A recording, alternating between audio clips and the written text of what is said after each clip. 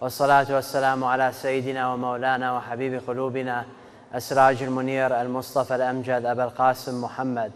اللهم صل على محمد وآل محمد وعلى آل بيته الطيبين الطاهرين وعلى أصحابه الميامين. أما بعد، يقول الله في المحكم بعد أن أعوذ بالله من الشيطان الرجيم. بسم الله الرحمن الرحيم.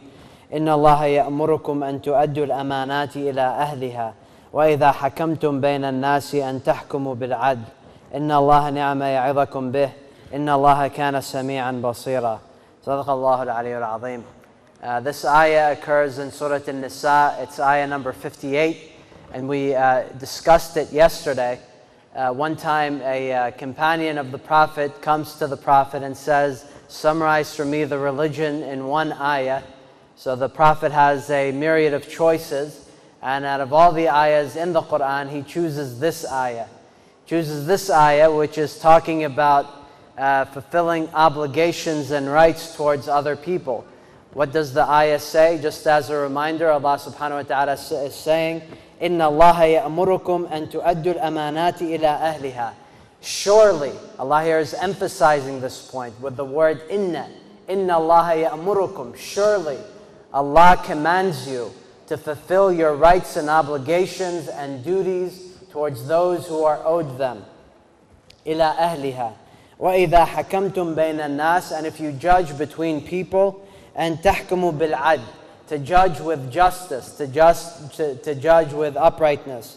إِنَّ اللَّهَ نِعْمَ يَعِظَكُمْ بِهِ. Allah subhanahu wa ta'ala is giving you good advice. إِنَّ اللَّهَ كَانَ سَمِيعًا بَصِيرًا. And Allah subhanahu wa ta'ala is all hearing, all seeing. And then yesterday we went over how this ayah and the example of the Prophet were really inspirations for instituting fundamental reforms with regards to human rights. For example, we gave the example of the Wathiqat al-Madina or Sahifat al-Madina, the Constitution of Medina, which was an agreement between Muslims and non-Muslims, which was really the first document that gave non-Muslims or anyone who was not of a particular religion the rights and duties owed to them. And we talked about the various institutions that, thanks to the example of the Prophet, have been established, things like hospitals and universities. And we just briefly mentioned over some of the contributions of the Sharia law that was implemented during the time of the Prophet that all of us are continually benefiting from today. But today I wanted to take it on a more practical level. It's always good to talk about historical contributions of Islam and Islamic civilizations, but the point of this ayah is not so that we can just engage in historical dialogue with no practical application in our daily lives. Rather, the point of this ayah is that we learn something that on a practical level we can implement on our daily lives with regards to dealings with other people, particularly dealing with strangers, particularly dealing with our family members, particularly dealing with those of our relatives and those of our loved ones. So notice Allah subhanahu wa ta'ala, when talking about rights, the first thing that Allah subhanahu wa ta'ala does is mention Allah subhanahu wa ta'ala. Inna Allah ya'murukum. The person here giving the command is Allah subhanahu wa ta'ala. Now think about that. If someone gives you a command, you're likely to follow it only if you know the person who's giving you the command. What do I mean?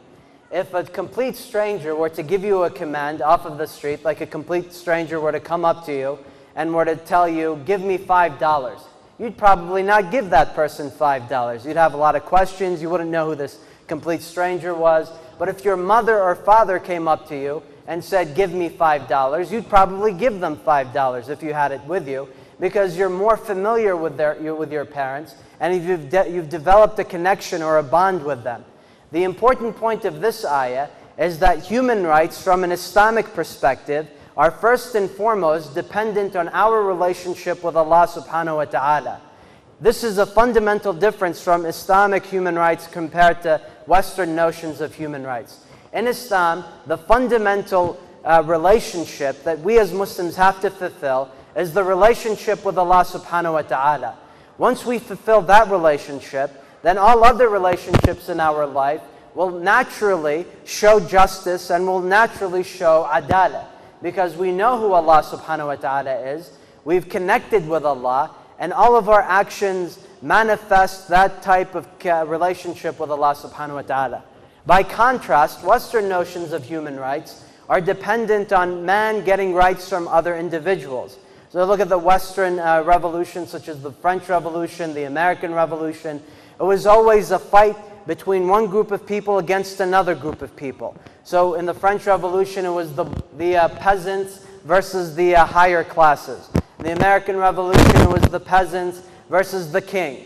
And many other revolutions. The Russian Revolution, it was the peasants versus the king. It's man versus man. Whereas in Islam, Islam says no. Fulfill your fundamental duty to Allah, and then once you know who Allah is, once you've connected with Allah, then you can fulfill your other duties with other people. Your duties with your parents, your duties with strangers, your duties with neighbors. All of these duties will be directed by your relationship with Allah subhanahu wa ta'ala. That's why Allah subhanahu wa ta'ala starts off by saying, Inna Allaha ya'murukum. It is Allah who commands you.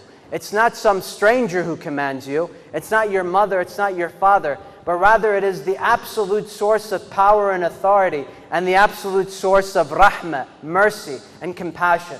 That is who is commanding you. It's not just a man-made creation that's commanding you. This is really important. When we understand our relationship with Allah, then our duties towards each other will stem naturally. They'll grow like a tree grows in the ground. When you plant the seed of the relationship with Allah, then the tree of just conduct and just equitable conduct with each other is really important. And this is an important point because over the next 3 nights, until Sunday inshallah, we're going to be talking about an important document in the history of Islam, particularly in the history of the followers of Ahlul Bayt. This document is called Risalat al-Huquq, the Treatise of Rights. It was written by Imam Zayn Al-Abideen alayhi salam, the 4th Imam, the son of Imam Al-Hussein alayhi salam. This document was written after the incidents of Karbala, the massacre of Karbala, where innocent civilians were unjustly massacred. So at that time, the rulers and even the individuals, they really had no understanding of the notion of Allah. They had no connection with Allah. And so they committed the most heinous crimes in the history of humanity. Killing civilians, killing little children, killing men, women. Why is that? Because society lacked the fundamental understanding of connecting with Allah subhanahu wa ta'ala.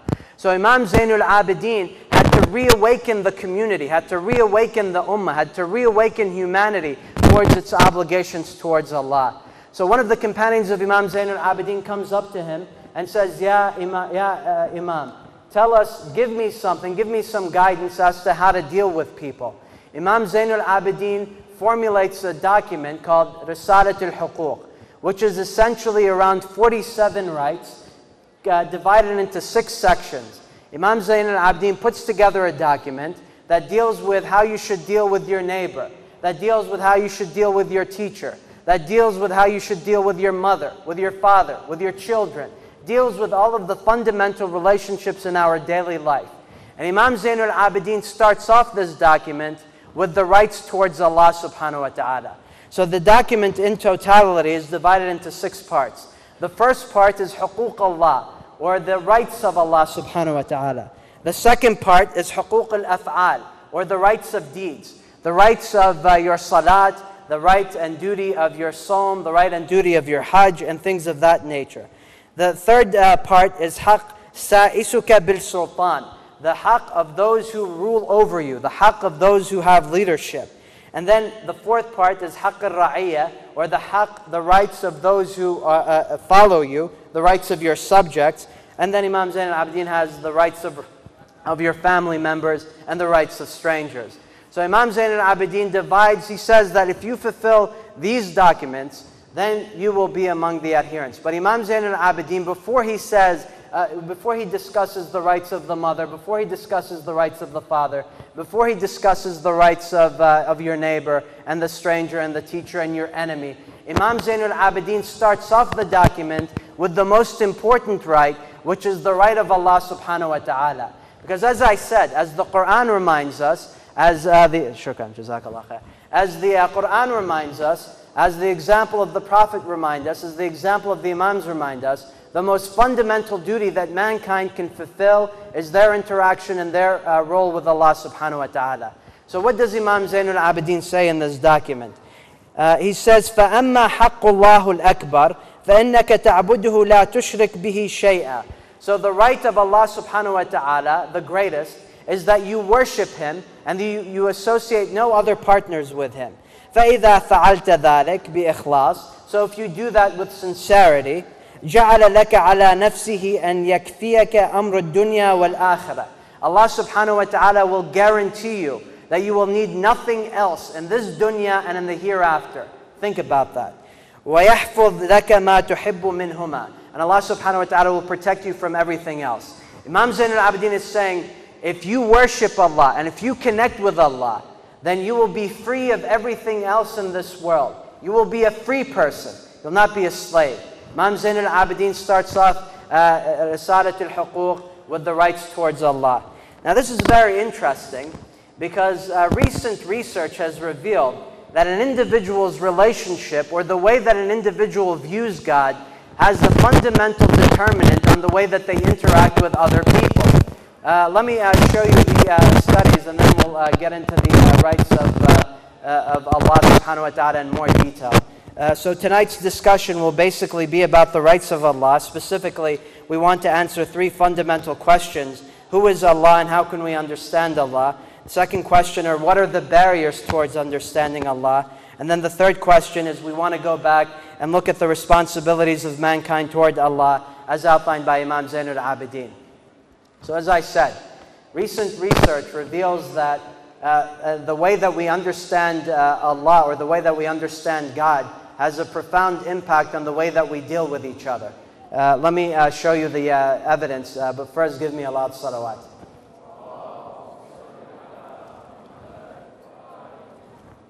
So a huge study about 5 years ago by Baylor University examining the personality of God. What kind of personality does God have? So they asked 20,000 individuals in the United States, what is the personality of God? Think about that. This is the way that Americans responded. 31% said that God has an authoritarian personality, meaning God is like, a'udhu billah, he's like a dictator, or like, someone who has authority and sort of deals with that authority in an unjust manner. 24% of Americans said that God is a distant figure. 5% are atheists. 16% say that God has a critical personality, meaning he's always judgmental, looking at everything we do in a negative and pessimistic point of view. And 23% say that God has a benevolent personality, meaning a good personality, a nice personality. This is the way that it breaks down. This is the way that average Americans view God. And this survey, by the way, included Muslims, non-Muslims, Christians, 20,000 people. What you'll notice is that the majority of individuals, 31% and 16%, have a somewhat pessimistic or a negative view of God. They view him as either being authoritarian or critical. 24% have somewhat of a neutral view, but I don't really think it's neutral because they view God as being sort of a distant figure, somewhere out there. So also I would classify it as a negative relationship. Now why is this important? The way that you view God will activate certain parts of your brain in a different manner. So the people who view God in an authoritarian manner, thank you, it's a lot of water today. Thank you, Jazakallah khair. So, so that means more time for me to speak because, so the way that you view God will activate certain parts of your brain in a very particular manner. And they've done these studies where they put people into imaging machines and they tell them, think of God. And then the people will tell them, this is the way that I view God. So people who view God as being an authoritarian or a critical figure, the parts of the brain that get activated are parts called the limbic system, which is the hypothalamus and the thalamus and these other areas of the primal brain. These areas are associated with the emotions of fear and anger. Fear and anger. If you view God as being an authoritarian or a critical figure, then you, in your natural behavior, will have activated parts of your brain that are associated with fear and anger. And so these individuals who view God as being authoritarian or critical, they tend to be less generous in terms of charity. They tend to be against immigration. They tend to be against giving social welfare to individuals, because the way that they view God, their connection with God, is based on fear and anger. So their relations with individuals are also based on fear and anger. They're afraid of individuals who are not like themselves, and they're angry at individuals who are not like themselves. Whereas individuals who view God as being benevolent, the part of their brain that gets activated is the prefrontal cortex. And this area actually suppresses anger and fear. So if you view God as being a good presence in your life, if you view God as being a just and a nice figure in your life, what ends up happening is you activate this part of your brain, and this part of the brain actually suppresses anger and fear, and it also activates empathy and compassion. So if you view God as being a good figure in your life, you tend to be more sympathetic to the needs of others. So that you're more likely to give charity. You're more likely to view immigration in a positive manner. So when Imam Zayn Al-Abideen is mentioning the right of Allah subhanahu wa ta'ala first and foremost, and when Allah subhanahu wa ta'ala is saying, إِنَّ اللَّهَ يَأْمُرُكُمْ أَن تُؤَدُّوا الْأَمَانَاتِ إِلَىٰ أَهْلِهَا, all of these relationships are first and foremost based on our relationship with God. And subhanAllah, it appears that our relationship with God, or the way we view God, has a fundamental impact on the way we deal with each other. So even in Muslims, some Muslims, they view God as being this authoritarian figure. So the way that they interact with their loved ones is in an authoritarian manner. You know, their wife maybe does something and immediately, they beat the wife, or they hit the children, because they have this negative implication or negative understanding of Allah subhanahu wa ta'ala. So that's why the hadith tells us, مَنْ عَرَفَ نَفْسَهُ عَرَفَ رَبَّهُ, whoever knows himself knows his Lord. The fundamental understanding to human relationships is to know Allah subhanahu wa ta'ala and to know God. So that's the reason that Imam Zayn Al-Abideen and the Quran always reminds us of our relationship with Allah subhanahu wa ta'ala. All of the ayahs remind us that first and foremost, we should be conscious of Allah. For as I reminded you yesterday, equality is based on consciousness of Allah. Surah An-Nisa tells us, Bismillah ar-Rahman ar-Rahim, Ya ayyuhan nasu, ittaqu rabbakum alladhi khalaqakum min nafsin wahida. O people, be conscious of your Lord, who created you from a single self. So having this is the importance of knowing Allah, the question becomes, who is Allah and how can we understand Allah? Who is Allah and how can we understand Allah? Give me a loud salawat.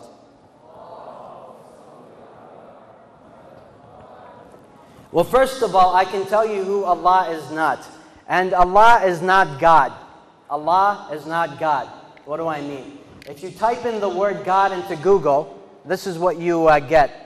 You get Jesus, you get this man up in a cloud with a long white beard.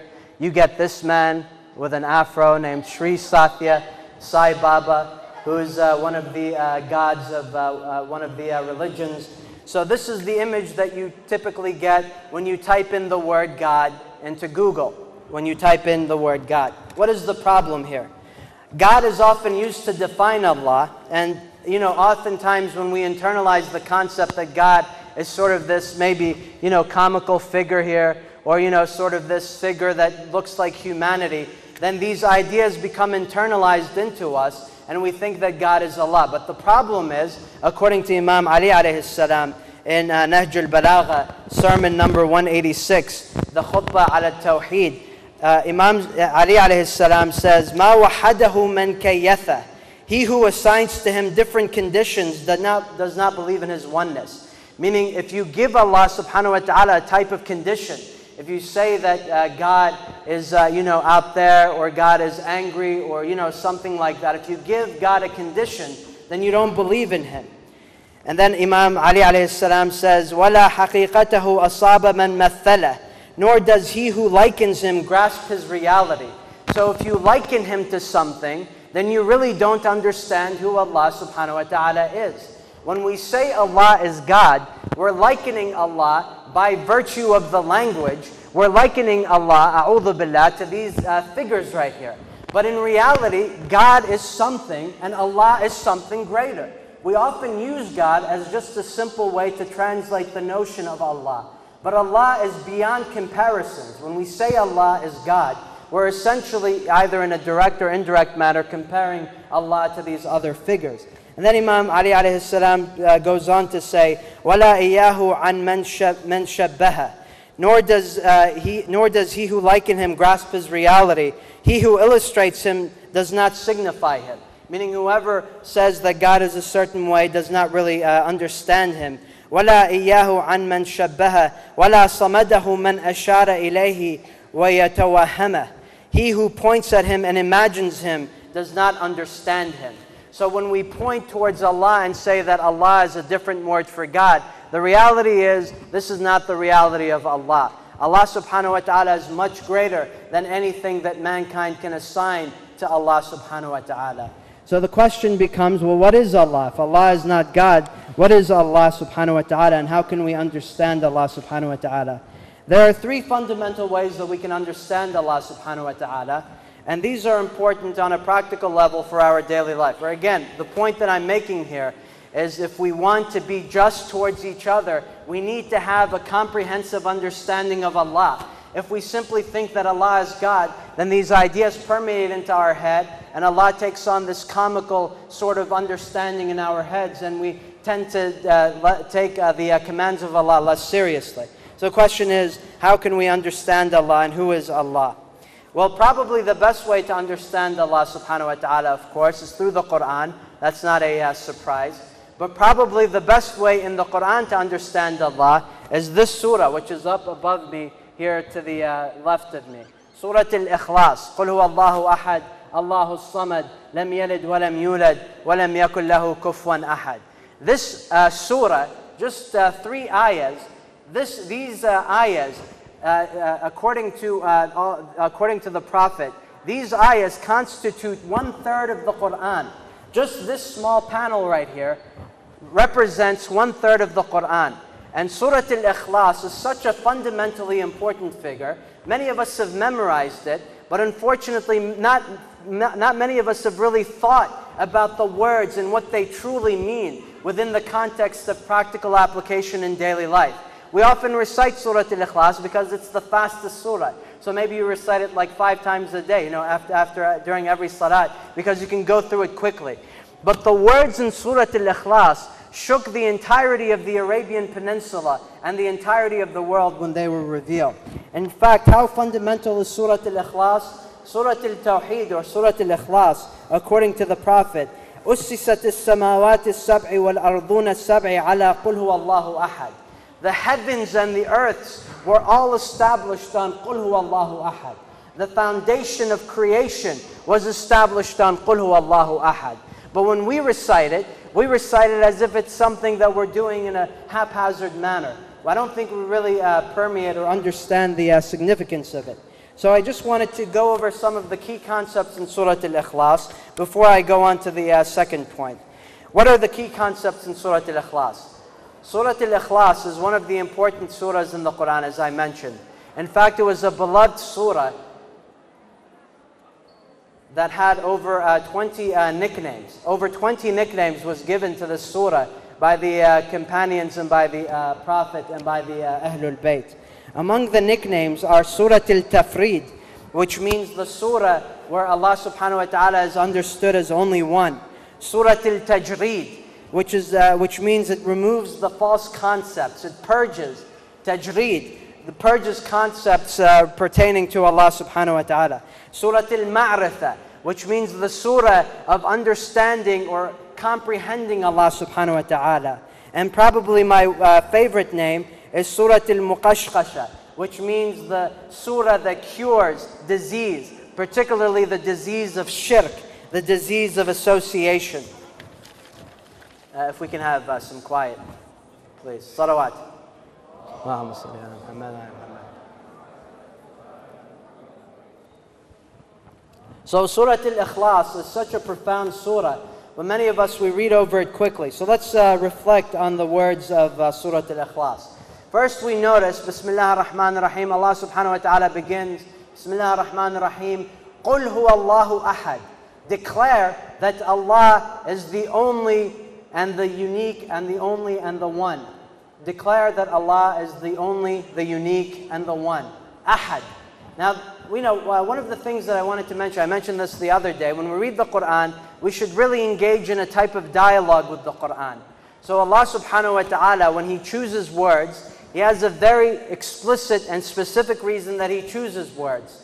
And one of the things that we have to do is when we read the Quran, not just simply try to read for quantity, as I mentioned, but read for quality. Try to understand each and every word and try to comprehend why it is that Allah subhanahu wa ta'ala has revealed the ayah or the surah in the manner that was revealed. So the first thing that you notice is قُلْ هُوَ اللَّهُ أَحَدٌ. Most translations in English will simply translate this as saying, say that Allah is one. Say that Allah is one. But there's another way to say that Allah is one in the Arabic language. Allah subhanahu wa ta'ala could have simply said Allah wahid. Allah wahid. He could have said Allah wahid instead of قُلْ هُوَ اللَّهُ أَحَدٌ. The word choice here is fundamentally important. So why did Allah subhanahu wa ta'ala choose this word choice? The word قُل, here Allah subhanahu wa ta'ala is talking with the Prophet, telling the Prophet, declare, tell the people, قُل, declare the oneness of Allah. قُل هُوَ اللَّهُ أَحَدٌ. Here the word huwa is just sort of a redundant prepositional word. But the reason that Allah includes it is because it includes emphasis. It's a way to highlight the significance of this ayah. قُلْ هُوَ Allah, and then we have the word Allah. And some of the mufassirin, they differ on the origins of the word Allah. They say that the word Allah originates from the word ilah, which means the one worthy of worship, or the one to which the heart should be attached. Imam Ja'far al-Sadiq alayhi salam tells us that the word Allah is in fact a proper name. It's a proper noun, meaning it has no root word. But Imam Ja'far al-Sadiq goes on to say that when we worship Allah, we are not worshiping the name, but rather we are worshiping the meaning behind the name. And I mentioned this the other day. We're not worshiping the name, because according to Imam Ja'far al-Sadiq, when we worship the name Allah, this is a type of association or a type of shirk. Because what we end up doing is we worship the name Allah and Allah Himself. But in reality, our worship of Allah is limited to the meaning of Allah subhanahu wa ta'ala. قُلْ هُوَ اللَّهُ أَحَدٌ. Meaning there is nothing like Allah. Allah is the unique name that belongs to the Creator and the originator of the entire universe, Allah subhanahu wa ta'ala.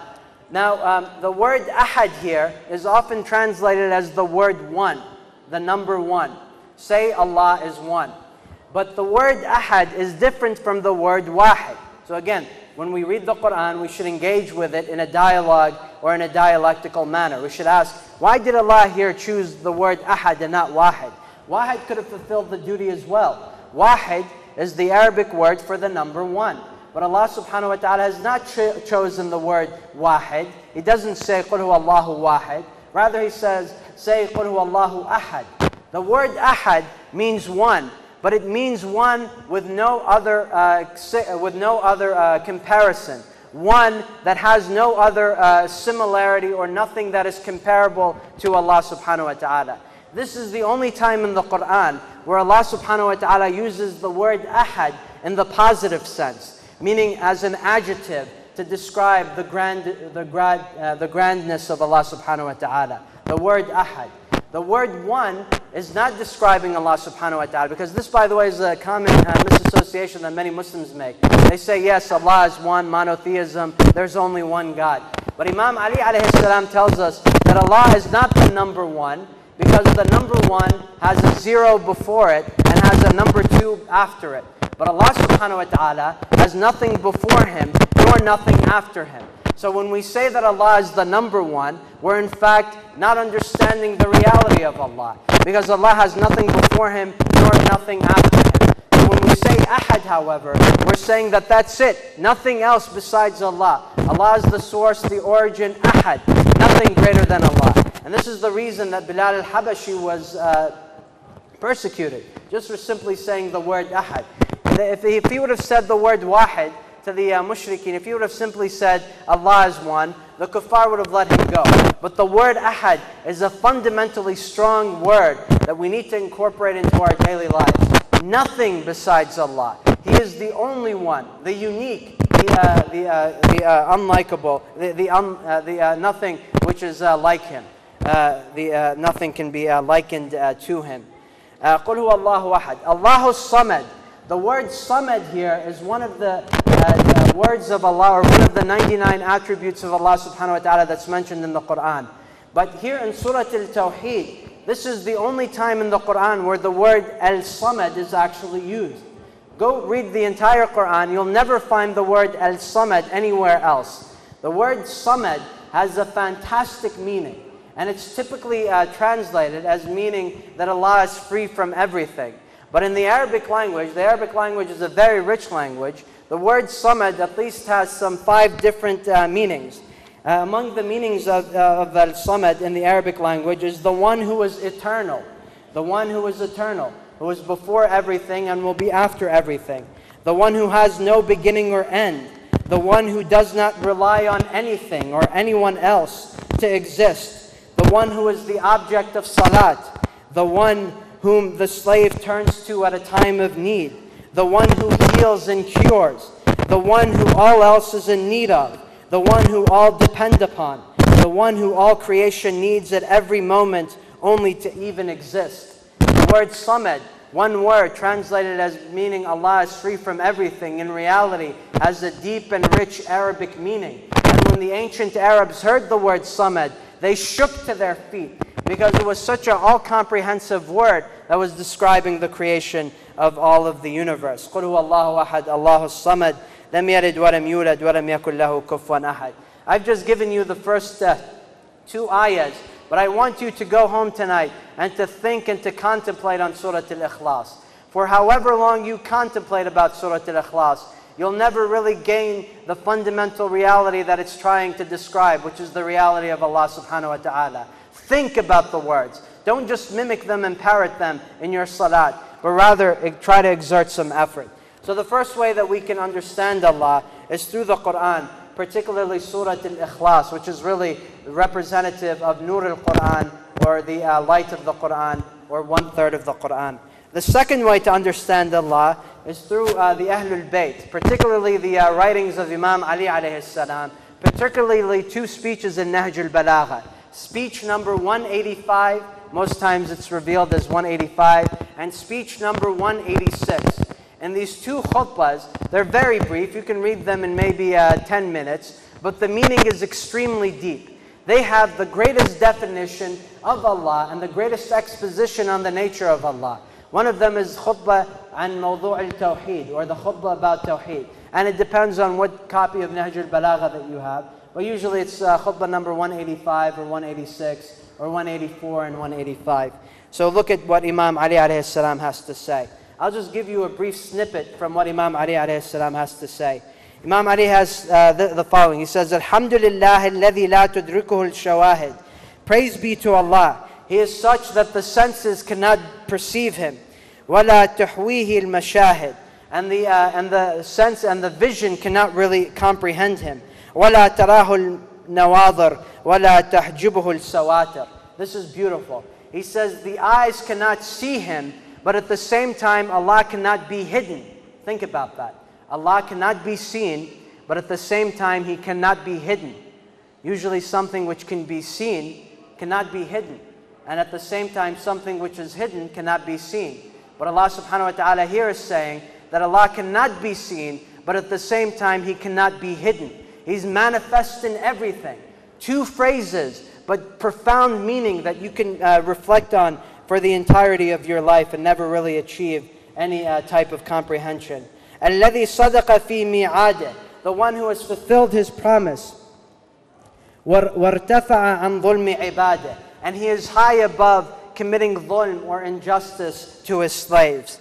So Imam Ali alayhi salam then continues with the lecture, with the khutbah, and he talks about the creation. He talks about the creation of the locust, the creation of the ant, and the creation of some of the other animals and some of the other organisms of Allah subhanahu wa ta'ala, which is the third way that we can comprehend Allah subhanahu wa ta'ala. By reflecting on the nature of creation, when we look at creation, we see a fundamental unity tying up everything together. For Allah subhanahu wa ta'ala reminds us through the example of the Ahlul Bayt, particularly there's a fantastic hadith which all of you have probably heard by Imam Ja'far al-Sadiq, where he says, أفضل العبادة إدمان التفكر في الله وفي قدره. The best form of worship is to contemplate Allah and His creation. This is the best way towards understanding and comprehending Allah. But at the same time, the Imams remind us that thinking beyond our limits and beyond our boundaries is also a formula for committing some errors. For as the Imams remind us, إِيَّاكُمْ وَالْتَفَكُّرْ فِي اللَّهِ. Beware of extensive thinking about Allah, meaning going beyond your boundaries. وَلَكِنْ إِذْ أَرَدْتُمْ أَن تَنظُرُوا إِلَىٰ عَظَمَتِهِ. But if you want to see His greatness, the greatness of Allah, فَانظُرُوا إِلَىٰ عَظِيمَ خَلْقِهِ. So look at the magnitude or the magnificence of His creation. And this is the point. When we look at the creation, we see that there's a fundamental unity, a fundamental tawheed that is manifested in everything that we observe. And the plants and the animals in our own bodies. Allah subhanahu wa ta'ala says, سَنُرِيهِمْ آيَاتِنَا فِي الْآفَاقِ وَفِي أَنفُسِهِمْ حَتَّى يَتَبَيَّنَ لَهُمْ أَنَّهُ الْحَقُّ أَوْ لَمْ يَكْفِ بِرَبِّكَ أَنَّهُ عَلَى كُلِّ شَيْءٍ شَهِيدٌ. We shall reveal to them our ayahs in the universe, فِي الْآفَاقِ وَفِي أَنفُسِهِمْ, and in themselves, until it is absolutely clear to them that this is the correct way, that this is the right way, this is the correct path. Is it not enough that Allah subhanahu wa ta'ala is a witness over everything? Allah here is saying that you, each one of you is an ayah from Allah. Each one of you is an ayatullah. Each one of you is an ayah from Allah subhanahu wa ta'ala. But just think about the creation and the magnitude of your creation, and you have to, come up with the idea of how wonderfully united you are. I'm just going to spend the last 5 minutes talking about the creation of the universe in very simplistic terms, and show you some of the evidences pointing towards the unity of Allah in creation. So how did the universe start? Well, so the universe at the beginning, there was nothing. There was nothing in the beginning except light. And this, by the way, is what the scientific community tells us. In the beginning, there was nothing. Complete darkness except light. And out of this light, there was an interaction where the positrons and the electrons, they all of a sudden split. They split. Just something happened, an initial event that led to this splitting of these fundamental molecules, these electrons and protons. And what happened is that this event led to a giant explosion that led to the creation. That led to the creation and the expansion of the universe. So initially, you only had light. That's the only thing that was in existence. And from this light, the entire universe expanded into everything that we have here today. And this has been occurring for about 13.7 billion years. And this, by the way, is a baby picture of the universe. This is what the universe looked like, they think, based on telescopic evidence, what it looked like after that initial explosion. It's a baby picture. It's a very cute picture, right? Cute baby. Salawat.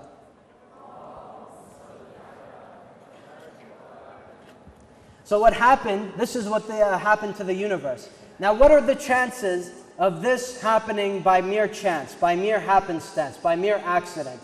The scientists, and these by the way are atheists and agnostics, they've done the calculations and they find that the chances of these events happening by simple random chance, the chance or the probability of these accidents happening by simple random chance is actually 0.000001%. That's the probability that we should be in existence, according to the scientists, according to the cosmologists like Stephen J. Hawking, and like many others. Now, when they mentioned this, and I was listening to an interview with one of these leading cosmologists on the public radio, on a show called Radio Lab, and he was talking about how really we should not be in existence. He says that the fundamental probability is that mankind, none of us should be here right now. There should be nothing. There should be no bugs, no insects, no birds, no trees, nothing. Nothing should be here.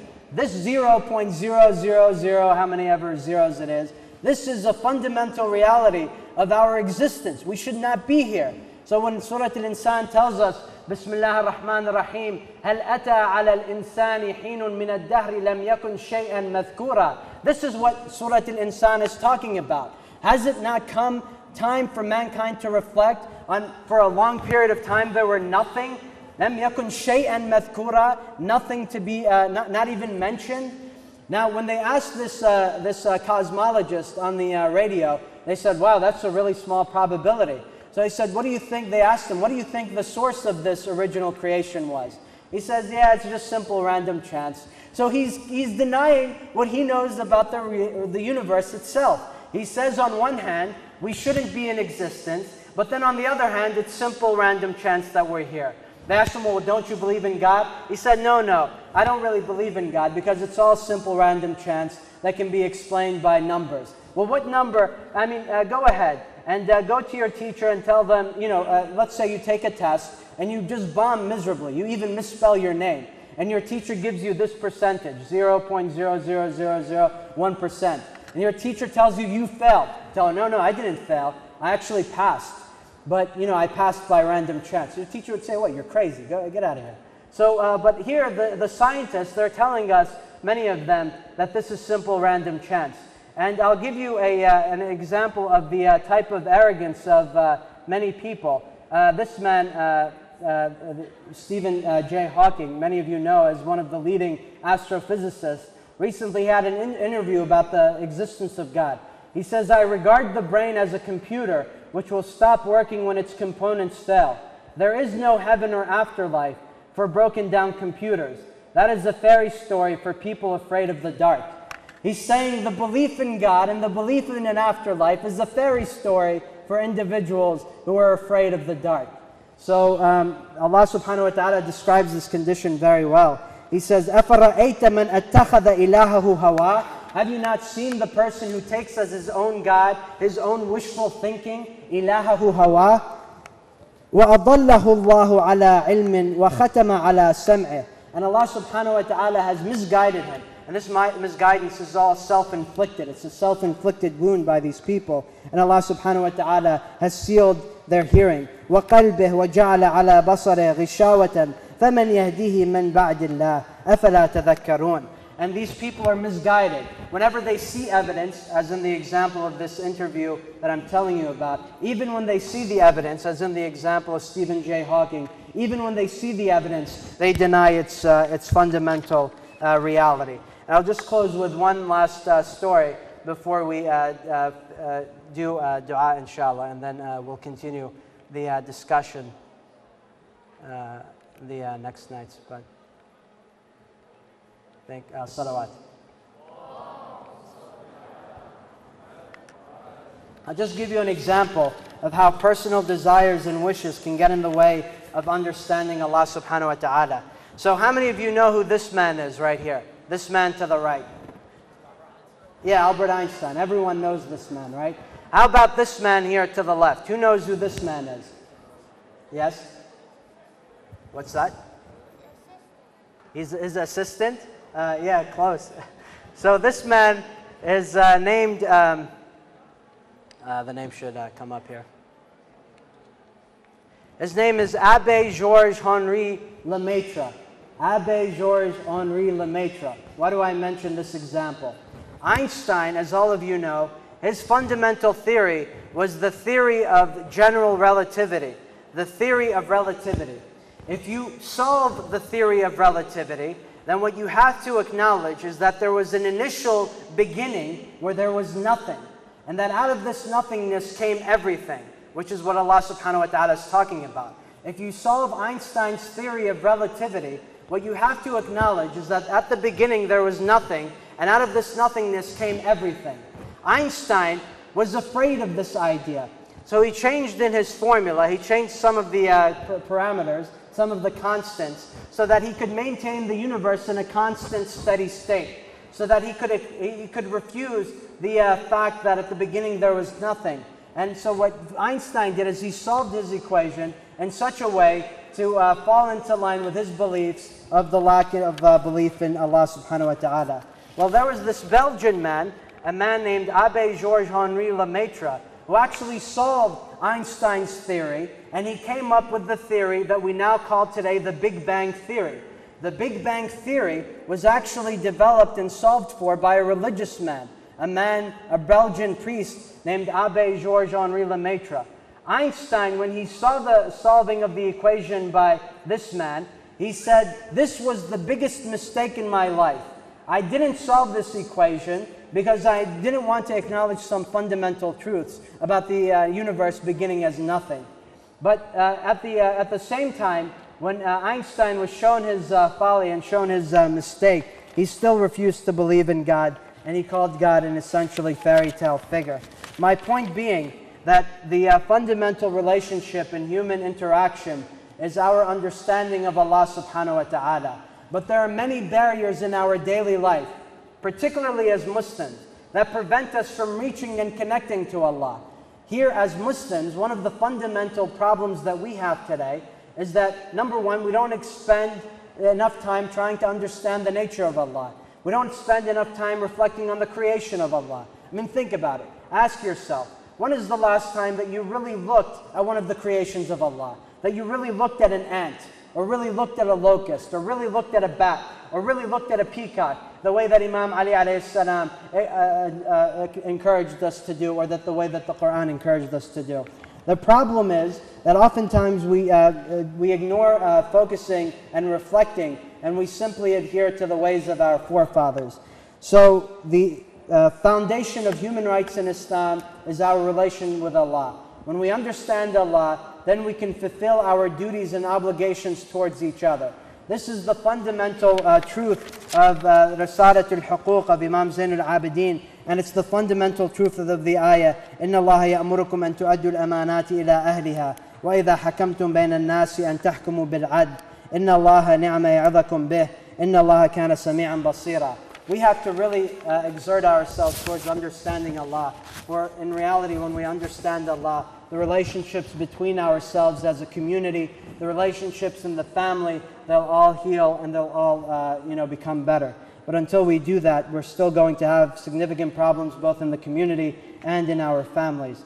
So over the next 2 nights, I'm going to talk about practical rights that we need to fulfill according to Imam Zayn Al-Abideen in his Risalat al-Huquq. ربنا لا تؤاخذنا إن نسينا وأخطأنا ربنا ولا تحمل علينا إصرا كما حملته على الذين من قبلنا ربنا ولا تحملنا ما لا طاقة لنا به واعف عنا واغفر لنا وارحمنا أنت مولانا فانصرنا على القوم الكافرين بسم الله الرحمن الرحيم والعصر إن الإنسان لفي خسر إلا الذين آمنوا وعملوا الصالحات وتواصوا بالحق وتواصوا بالصبر سبحان ربك رب العزة عما يصفون سلام على المرسلين والحمد لله رب العالمين صلوات